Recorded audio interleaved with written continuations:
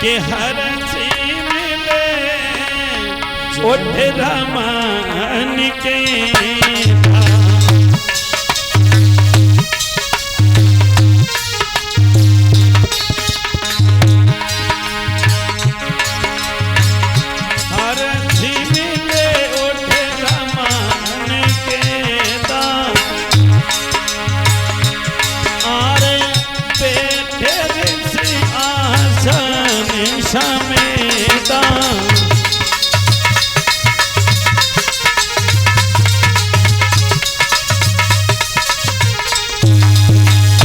आज एकदम से खड़े हो जाते हैं विष्णु भगवान। विष्णु भगवान ने कहा आइए नारद जी, बड़ा ही स्वागत है जो कि आप पधारे हैं। तुमने मेरे लिए आसन नहीं लगाया तो देख रहे कौन आया? नारद जी आए। अच्छा, विष्णु भगवान ने देखा कि इनको नारद जी को बड़ा घमंड है, तो कहा कि आज तुम बड़े खुश नजर आ रहे हो। तो कहने लगे प्रभु खुशी की तो बात है महाराज, खुशी की बात है और आपकी कृपा से मेरा सब कुछ अच्छा चल रहा है। कहा क्या बात है? कहा विष्णु भगवान तुम्हें नहीं मालूम मैंने कामदेव को जीता है और कामदेव को जीतना कोई तितली के पंख तोड़ना नहीं है। विष्णु भगवान ने देखा कि नारद जी को बड़ा घमंड है, क्योंकि पहले भोले बाबा ने मना किया था कि शिव जी ने पहले मना किया, जय हो। नारद जी ने ना कोई ध्यान दिया और लिया और जीत लिया कामदेव मैंने इतना भारी एहसान किया।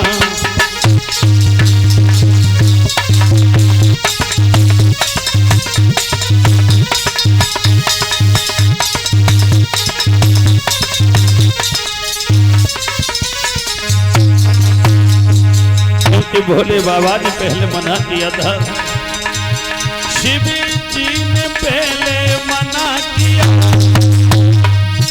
नारद ने ना कोई ध्यान दिया, दिया जीत मैंने जो कामदेव इतना भारी एहसान किया।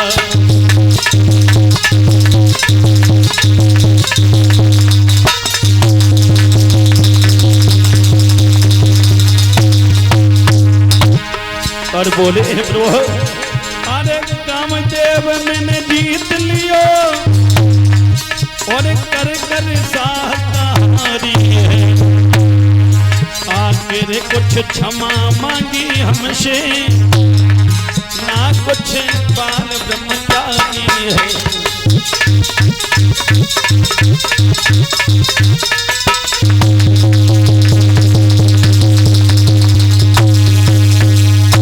कहा प्रभु देखो हमसे क्षमा मांग करके कामदेव चला गया।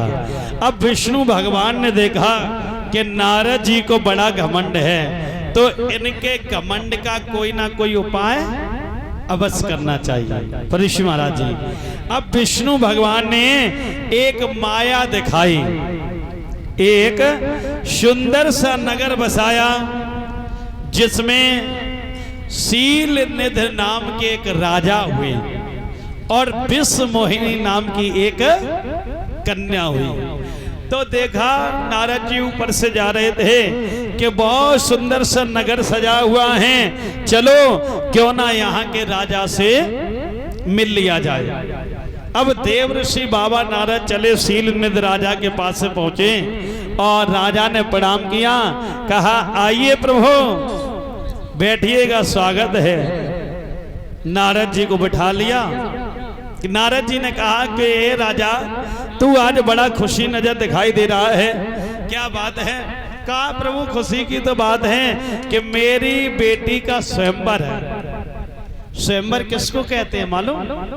जो पहले क्या होता था परीक्षित महाराज कि बेटी का स्वयंवर किया जाता था, काफी राजा महाराजाओं को इकट्ठा किया जाता था, बेटी खुद चुनती थी हैं, ऐसा ही तो और कुछ शर्तें भी रखी जाती थी। जैसे कि भगवान राम का विवाह हुआ था, वहां पर धनुष को तोड़ने की शर्त रखी थी कि जो राजा धनुष को तोड़ देगा उसके साथ बेटी का विवाह कर देंगे। ये यानी स्वयंवर। तो कहा कि ठीक है बेटी को बुलाओ। कहा दिन दशा बता दोगे? कहा कि तुझे नहीं मालूम, मैंने कामदेव को जीता है और कामदेव को जीतना कोई तितली के पंख तोड़ना नहीं है। बुलाओ, कहाँ है बेटी? अब जैसे ही कहा तो बेटी को बुलाया और बेटी को देखते ही देखते अब उसके बारे में बताना तो भूल गए, लेकिन अपने भविष्य में वो झूल गए। यानी बेटी के भविष्य की बताना भूल गए और अपने ही भविष्य में झूल गए। ध्यान रखना।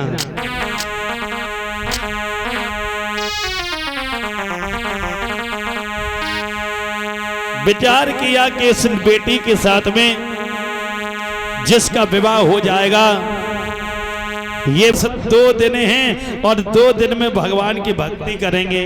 अब विचार किया कि भक्ति करेंगे बड़ा समय लगेगा, तो क्यों ना अपने प्रभु को बुला लें।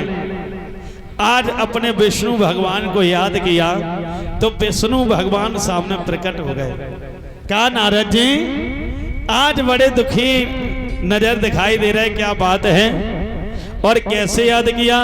कहा प्रभु आपको नहीं मालूम, हम बहुत दिन हो गए बाल ब्रह्मचारी बनते बनते, लेकिन अब हम भी घर बसाएंगे और हम भी शादी करेंगे। अब हम बाल ब्रह्मचारी बन करके नहीं रहेंगे।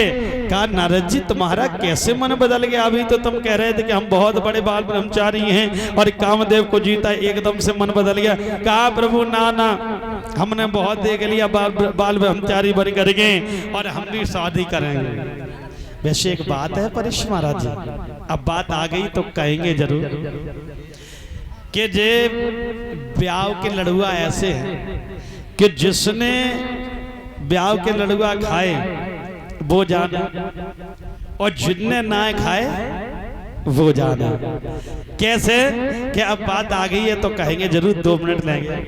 कि एक पंडित जी रहे मेरी माताओं, एक बुराई ना मानी हो, एक पंडित जी रहे तो उनका पूरा जीवन निकल गया, उन्होंने अपनी शादी नहीं की और उम्र ऐसी हुई गई दद्दा जैसी, जो दद्दा बैठे हैं इन्हीं जैसी उम्र हुई गई। तो उन्हें ना मालूम ब्याह के बारे में कि ये शादी के बारे में कि ये शादी होती क्या है। तो एक दिन वो बारात में गए।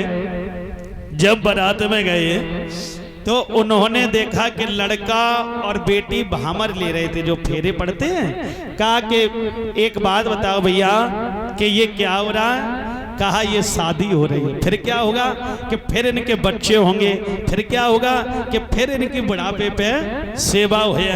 अब पंडित जी ने विचार किया, अरे राम हमने तो शादी करी ना और मेरी बुढ़ापे पे भला सेवा को करे? बुढ़ापे पे भैया सेवा को करेगा? तो एकदम से अब पंडित जी सोचत आए और खेत पे गए, पानी लगाए। जब खेत पर पानी लगाने के लिए गए तो पंडित जी थक गए। वहीं पर ऐसा बाग था, वहीं पर एक कुआं बना था, कुआं की पार पे लेट गए। अब मन में विचार है यही कि हमने शादी ना करी, मेरी सेवा को करें। और जैसे लेटे तो लेटते ही लेटे सोए गए। ठंडी हवा लगी, हारे थके। जैसे सोए तो पंडित जी ने एक सपना देखा। परीक्ष महाराज सपना क्या देखा? कि सपने में पंडित जी को होइगो ब्याह। हाँ, जैसे पंडित जी को ब्याह हो तो थोड़ी देर बाद 1-2 ना बल्कि 4-5 बच्चा हुई है। हाँ, अब परे कुआं की पार पे और सपना देख रहे हैं। तो पहले बड़े बड़े पलंग चलते थे, तो उस पर एक साइड से पंडित जी लेटे और एक साइड से पंडितानी, और बीच में 3-4 बच्चे लेटे उन्हीं के पंडित जी के। अब जैसे सो रहे थे तब पंडितानी ने कही, ए पंडित जी ने कहते हैं सर को देखो जे टिंचुआ दबो जा रहा। तो पंडित जी ने सिर के करवट लाई और जैसी फिर नींद आई तब पंडितानी ने फिर कह दी, ए पंडित जी ने को सिर को, ने को जी देखो सत्यम दबो जा रहा हूँ। तो नेक और सिर के। अब अगर नींद में कोई व्यक्ति हो महाराज और कोई जगाते तो बड़ा क्रोध आता है। तो तीसरी बार में जैसे कि पंडित जी और सिर को तुम्हें शर्म ना, बच्चा दबे जा रहे। तो पंडित जी ने क्रोध में भर के कही कि ले अब हागी तू ही पर हम जा रहे। और जैसे करवट लई धड़ाम सीना कुआं में गिरे जाए। और जैसे कुआं में गिरे आंख खुली, कहने लगे हाय राम, जब शादी ना है भाई तब 80 हाथ गहरे कुआं में चले गए। और जिनको ब्याह हो जाता बे के हाथ गहरे कुआं में जाता है। बोलिए गोविंद भगवान की।